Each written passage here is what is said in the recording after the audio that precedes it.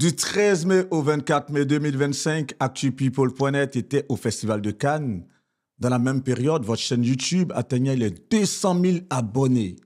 Et pour célébrer tous ces deux événements, ces événements majeurs dans la vie de votre média, nous recevons l'un des artistes les plus prolifiques du continent africain. Ses tubes voyagent à travers le monde. Il est en concert au Zénith de Paris le 12 juillet 2025. De passage dans la capitale française, il a accepté d'accorder une interview exclusive à ActuPeople.net. Et justement, dans cette interview, nous allons parler de musique. Pour lui poser les différentes questions, je m'appuie sur les tests de ses chansons, les noms et les mots qui sont contenus dans la plupart de ces chansons que vous avez connues depuis la première chanson en 2016 jusqu'à ce jour. Je suis avec DJ Kérosène. Comment vas-tu, frère? Je vais très bien, Vergès. Là, tu es à Paris juste pour 2-3 jours. C'est ça. 2-3 jours? Ouais. C'est quoi au menu? Je suis venu pour un petit shooting et prendre le pouls de la situation. Parfait. Ouais. J'ai donné le ton tout à l'heure. Cette interview, ce sera une interview témoignage quelque part. On va passer en revue tous tes titres. Okay. Et lorsque je parle de titres, on commence par Mon heure a sonné en 2016. C'est ça. Dans cette chanson, je cite des paroles très fortes. Tu dis, je ne veux pas rester ainsi. Quand les temps sont durs, il n'y a personne pour t'acclamer. Et tu dis, enfant béni, je vais réussir. Ouais. Et si on commençait par analyser un peu toutes ces phrases fortes, tous ces mots forts que tu dis dans cette chanson?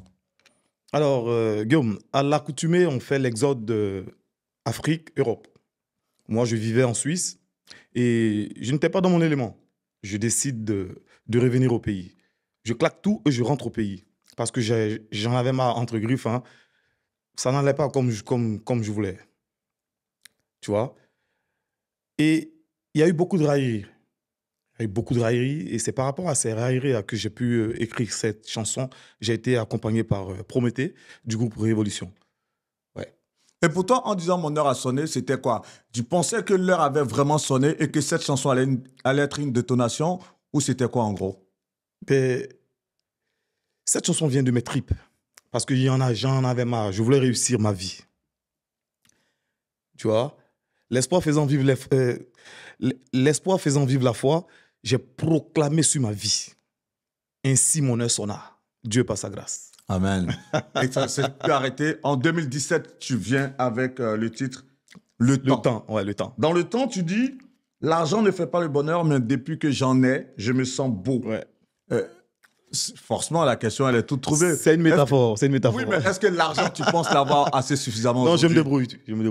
Quand tu dis que tu te débrouilles, c'est à quelle hauteur? Non, ça va. J'arrive à manger, j'arrive à faire manger ma petite famille. Voilà, pour moi, c'est déjà bon. Mais pour toi, par exemple, quand on dit quelqu'un a l'argent, pour parler comme le petit gars de Yopougon, on dit ce gars, il est boué. Selon toi, ça peut être à quelle hauteur? Au point où la personne puisse être à l'abri du besoin vraiment sur une période très longue, c'est lui qui arrive à dépenser au moins 200 millions par mois. Quelqu'un qui arrive à dépenser 200 millions de francs CFA par mois. Par mois est riche. On pourrait dire que la personne est riche. Bah oui. Mais une personne qui arrive à dépenser, je dis n'importe quoi, 5 millions de francs CFA par mois. Non, 5 millions, ça va, on se débrouille. Ah, la personne se débrouille. Donc, pour toi, la hauteur, 200 millions de francs CFA par mois, là, la personne est riche. Non, il faut être riche. Enfin, quand on parle de richesse, on parle de magot. 5 millions, frère, c'est beaucoup d'argent, hein, mais c'est pas être riche. C'est ce que je veux dire. OK. Pour toi, en tout cas, une personne qui arrive à dépenser ne serait-ce qu'au moins 200 millions de francs CFA, on va dire 100 millions de francs CFA minimum par mois, ça, c'est une personne qui a aussi une bonne santé. Oui, forcément, la richesse aussi, ça part aussi de la santé, forcément. C'est ça. Après 2018, tu reviens toujours dans la même année avec Marie-Jo. Non, ouais, Marie-Jo, c'était en 2018, après Le Temps. Ouais. Après Le Temps, en 2017, c'est en 2018 tu viens avec Marie-Jo. Marie-Jo. Et moi, ce qui m'a plu déjà dans cette chanson, au-delà de la profondeur, c'est le jeu des acteurs. Comment tu les déniches? Bénédicte Quadio, la jeune actrice, et comment il s'appelle, ton pote Jules Bécaud. Jules Bécaud. Ouais. Voilà. Bécaud, c'est quelqu'un qui a l'art dans le sang. Bécaud, c'est un artiste. Hein. Voilà. Pour moi, c'est pas un manager, c'est un artiste, Bécaud. Et c'est lui qui me fait la proposition de la jeune dame. Mais elle a été sublime. Elle a vraiment assuré. Super. Voilà. Mais il y a une phrase forte que tu dis dans cette chanson. Tu dis, l'amour rend aveugle, mais La vie de couple ouvre les yeux. Ça ouvre les yeux. On sait que toi, tu t'es marié il y a pas un an. Ouais. Tu t'es marié en novembre 2024, si j'ai bonne mémoire. En septembre. En septembre? Ouais. En septembre 2024, tout à fait. Ouais. Est-ce que la vie de couple t'a ouvert les yeux? Ah, l'amour et moi, c'est une très belle chose. C'est une très belle histoire. Mais je pense que c'est toujours pareil, sauf que désormais, on fait un peu attention. Voilà, on marche entre griffes sur les œufs. Je profite de cette chanson pour m'intéresser un peu à ton mariage. Oui. C'est vrai que ce mariage, il a été pompeux. Nous, on l'a diffusé sur la chaîne YouTube ActuPeople.net. Très beau reportage fait par mes représentants. En tout cas, qui est visionné par des millions de personnes. Pour toi, le moment sacré dans ce mariage, il reste quel instant? Tout le mariage a été sacré pour moi. Tous les moments. Franchement, je n'en choisirai pas. Tous les moments ont été bien. Tout de même, la valeur ajoutée de ce mariage, ça a été la présence de deux goléadors, Ouais. deux superbes grandes stars Ouais. du continent africain. Je parle de Didier Drogba, de Samuel Eto'o. Ouais. Comment tu as pu faire pour inviter Comment tu as fait pour inviter ces deux grosses stars à ta cérémonie de mariage? Ce sont des grands frères que j'aime beaucoup, qui aiment aussi beaucoup ce que je fais, qui m'invitent par moments quand ils ont leur événement. Donc, quand je les ai approchés, ils étaient déjà contents pour moi, le fait que je me marie. Donc, ils ont dû agencer leur calendrier pour être là. Mais ça n'a pas été facile, hein, quand même, parce que ce sont des goléadors, comme tu viens de le dire. Mais Dieu, par sa grâce, ils sont arrivés. Quand tu dis ça n'a pas été facile, c'est quoi?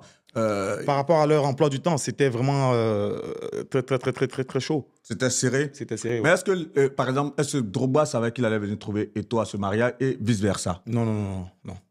Les deux ne savaient pas? Non, je ne savais pas. Bah justement, ça nous donne l'opportunité parce que cette polémique a enflé Ouais. où lorsqu'on les voit se saluer, il y a cette froideur. Toi qui étais dans le secret des dieux, Non, il y comment avait tu rien. t'expliques un peu cette Il n'y froideur? avait rien de méchant. Il y avait rien de méchant. Je pense que... enfin, je ne vais pas m'étaler là-dessus, mais il n'y avait rien de méchant.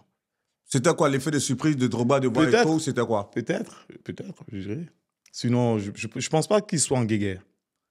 Non, moi je parle pas des guéguerres, loin de Ouais. là. Mais pourquoi est-ce que par exemple toi en tant que le principal concerné, toi qui invites ces deux grands frères là, Ouais. ces deux grosses stars, pourquoi n'avoir pas eu à les informer? Non, parce que individuellement? c'était une question de timing. Ok. Enfin, c'était une question de timing.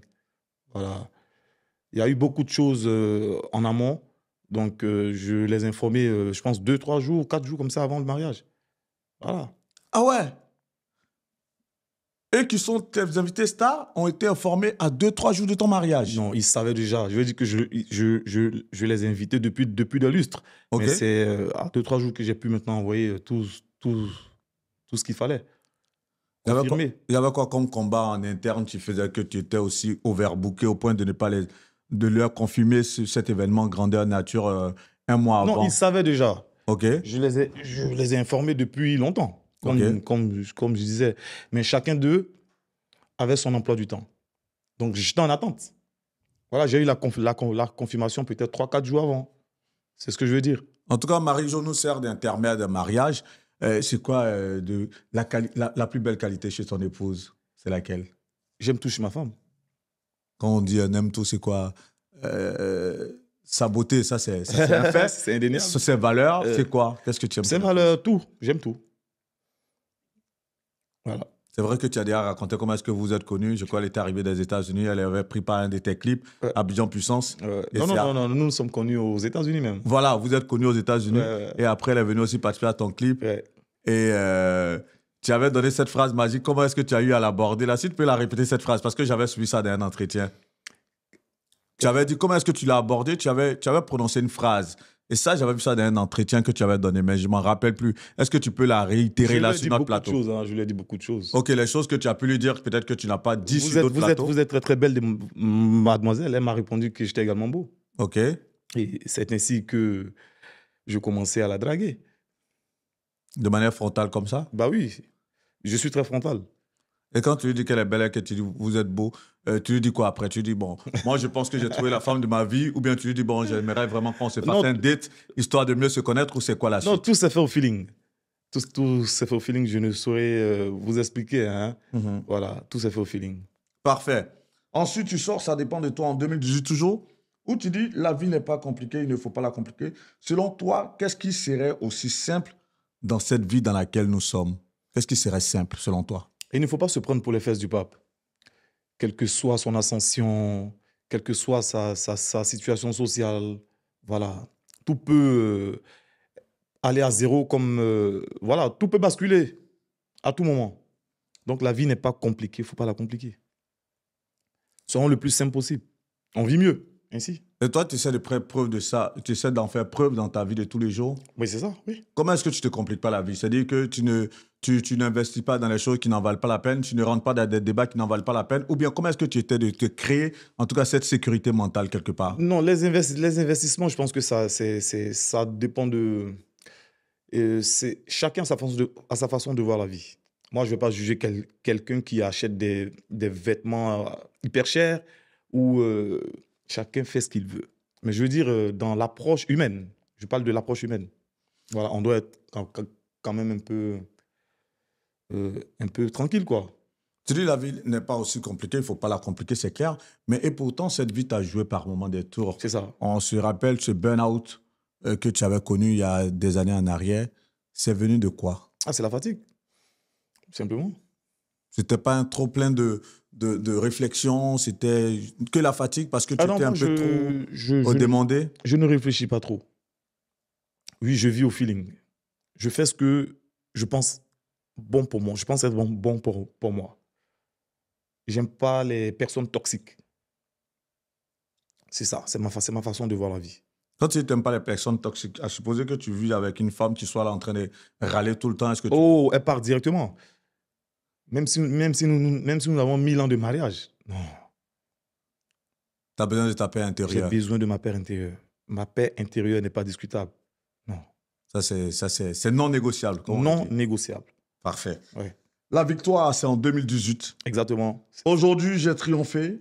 De quoi as-tu triomphé, justement? De la galère, bien évidemment. Non, moi, outre la galère. Parce que lorsqu'on parle de triomphe aussi, ça peut se faire dans la métaphysique, dans Bien beaucoup sûr, de choses. bien sûr. En termes de... Moi, c'est là où je vais aborder. En termes de combat spirituel, par exemple, de quoi toi, tu auras triomphé dans ce parcours qui t'a vu être hissé Mais au sommet de ton art? Les combats spirituels, on n'en débat pas en public. Tu as bien dit spirituel. Donc, ça reste spirituel. C'est-à-dire que tu en as connu? Bien évidemment. Oui. C'est là, c'est comment on peut se manifester, comment? Je ne sais vraiment pas, mais les combats spirituels, on en a tous. Hein. Bien.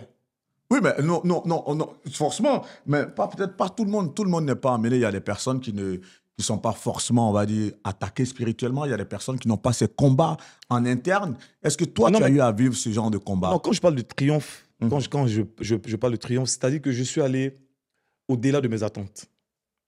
Tu vois, quand je quitte la Suisse, tous les goléadors étaient là. Arafat, Beno, Desbordeaux, tout le monde était en feu. Mais je viens et j'arrive à percer le mystère. C'est un triomphe pour moi. Donc, je rendais simplement gloire à Dieu. Mais parce que ce n'était pas évident. Ça, c'est clair. C'est vrai que tu as triomphé, on va dire, de cette adversité musicale entre-temps. Oui. Mais tout le monde, lorsque moi je parle de ce triomphe, qui soit spirituel, tu as tout de même à faire face à des attaques mystiques. On est africain. C'est vrai que c'est un sujet que tu... parce que tu es assez pudique, tu n'as pas envie d'aborder. Mais quand même de manière peut-être imagée, de manière métaphorique, si tu peux nous relater ce genre d'expérience auquel tu as pu faire face quand même dans ton combat pour pouvoir maintenir ta carrière et pouvoir avancer. Non, c'est simplement la prière. Je ne relaterai aucun fait. Parce que qui parle de spiritu reste dans le spiritu. Mais ce combat, tu l'as mené tout de même? Bien sûr. Au quotidien? Au quotidien. Jusqu'à ce jour où maintenant tu as l'impression que tout est bien? Les combats spirituels, on en a toujours. Et on en aura toujours. Souvent même, ça dépend de nous-mêmes, notre comportement. On se fait harakiri par moment nous-mêmes. Tu peux biaiser quelqu'un, tu peux faire du mal à autrui sans le vouloir. Et ça peut te ramener que des mauvaises ondes. Simplement ça. Dans la victoire, toujours tu dis, par la foi, on peut déplacer des montagnes. Toi, par ta foi, qu'est-ce que tu es arrivé à faire déplacer? J'ai pu percer le mystère de la musique ivoirienne, voire africaine. Parce que je rends la gloire à Dieu, je ne m'attendais pas, je ne m'y attendais pas. Pour dire vrai. C'est vrai, on peut avoir le talent, mais le talent seul ne suffit pas. Dieu m'a vraiment fait grâce. C'est-à-dire que pour toi, là, ton succès reste un effet de surprise quelque part? Non du tout. Parce que j'ai travaillé, quand même. Mais en dépit du travail, il y a la grâce divine. Oui, je l'entends. Ben voilà. Et lorsque tu dis que tu percé le mystère de la musique ivoirienne, en gros, selon toi, tu l'as percé comment? De savoir que telle mélodie ou telle phrase ou telle orientation en termes d'écriture, de texte, ou c'est quoi? Comment est-ce que tu es arrivé à percer Non, je ce pense que mystère? c'est par la foi. Je ne saurais te le décrire. Mhm. Je ne saurais te le décrire. Parce qu'il y a beaucoup de personnes qui chantent bien, qui ont des textes, qui ont des lyriques énormes, mais qui ne percent pas. Donc pour moi, c'est pas que le travail. C'est vrai, il y a le travail, mais il y a aussi la grâce.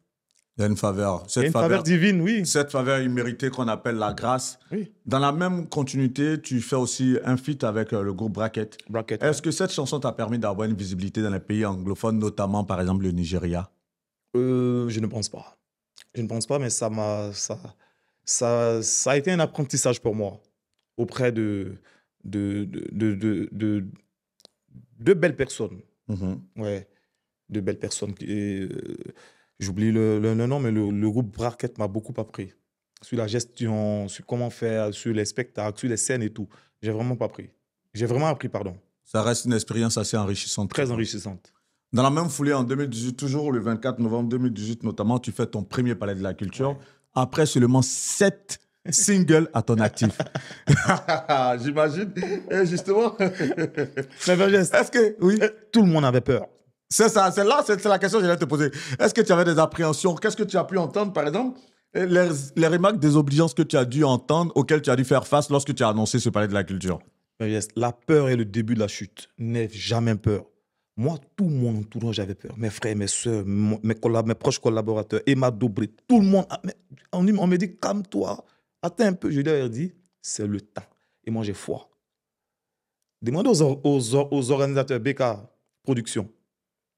Mais ma foi était immense. La peur gâte beaucoup de choses. Il ne faut pas avoir peur. La peur, le début de l'échec, hein, je te dis. Ouais, c'est une très belle phrase en plus. Oui. Je pense que tu vas la mettre dans une de tes chansons. Oui.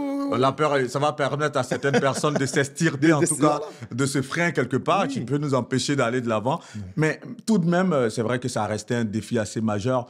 Et comme je le disais, au-delà de ton staff ou des personnes avec qui tu travailles, qui ont dû te dire, non, mais Kérosène, avec cette chanson, on va pas aller au Palais de la Culture. Ouais. Tu as dû entendre des paroles désobligeantes. Tiens, garde Youpougon, de Sipores, dans notre jargon, le petit mot bizarre, le petit pic. Mais poteau, toi-même, tu cherches là.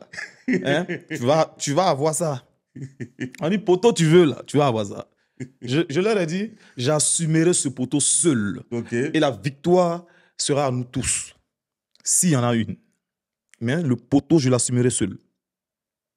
Et tu fais un triomphe. Dieu au Palais de la Culture. Dieu passera. C'était mémorable. Et phénoménal. À la suite de ces triomphes, tu sors un tube. Pour moi, c'est le tube absolu avec un clip subliminal, sincèrement, avec des acteurs à la hauteur, et avec des phrases fortes. Et c'est dans le titre, Tu seras élevé en 2019. Et où tu dis, tous ceux qui t'ont jeté vont te rechercher. Les personnes qui t'ont refusé des services. Est-ce que justement, des personnes qui ont dû te refuser des services dans ta galère, est-ce que ces personnes-là sont revenues vers toi après ton succès? Oui. Un grand animateur. Un grand animateur de Côte d'Ivoire. Mais je pense qu'il a pas grand animateur? Oui. Je pense qu'il n'a pas fait sciemment. Enfin, parce que moi, j'ai pardonné. Je ne dirai pas son nom parce qu'il est dans mon livre biographie. Mais il m'a aidé à travailler. Sans le vouloir. Hein. Sans le vouloir. Parce qu'il m'a. Mais dans ta biographie. Il m'a limite humilié. Dans ta biographie, tu le cites, non? Oui, je le cite, mais c'est pas. Je veux que ce soit un effet de surprise, bien évidemment. Ah, cette biographie n'est pas encore sortie? Non, du tout. Elle est en phase d'écriture et elle a annoncé. Elle est déjà écrite. Hein. Elle est écrite? Oui. C'est toi qui l'as écrite ou tu l'as fait écrire par un auteur? Oui, je l'ai. Tu as fait en cours par Aboké Guizo. Ah, super! Ton frère. Ça fait plaisir. Ah, je suis très content. C'est une très, très, très belle nouvelle. Parce qu'Aboké, il fut. Ça, c'est mes débuts de journalisme. Ça me ramène 25 ans en arrière. C'est ça. À Déclic Magazine. Exactement. Et lui donner cette perche de pouvoir, en tout cas, signer ta biographie. Franchement, waouh! Mais ça me donne l'opportunité d'égrainer quelques chapitres de cette biographie. Elle tourne autour de combien de chapitres? Je pense qu'on a